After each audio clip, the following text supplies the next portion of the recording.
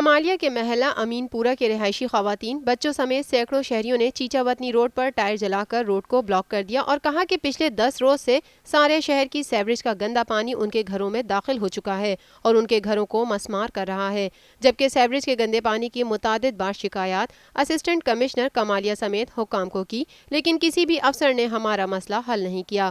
और अब बारिशों का सिलसिला शुरू हो रहा है और अगर सीवरेज के गंदे पानी को घरों में दाखिल होने से न रोका गया तो घर मुनहदिम होने का खदशा और जानी नुकसान भी हो सकता है। मुजाहिरीन ने 2 घंटे तक चीचावतनी रोड को हर किस्म की ट्रैफिक के लिए बंद किए रखा और इस दौरान मुजाहिरीन और शहरियों में झड़पें भी हुई, लेकिन असिस्टेंट कमिश्नर समेत कोई भी जिम्मेदार मुजाहिरीन से मुज़ाकरात के लिए न पहुंच सका। जबकि SHO थाना सिटी मोहम्मद असलम की सरबराही में पुलिस की भारी नफरी मौके पर पहुंची, जिन्होंने रोड खुलवाने के बजाय मुजाहिरीन की वीडियो बनाते रहे। मौज़िज़ीन इलाके की मसला हल करवाने की यकीन दहानी के बाद मुजाहिरीन ने एहतजाज मौखर कर दिया।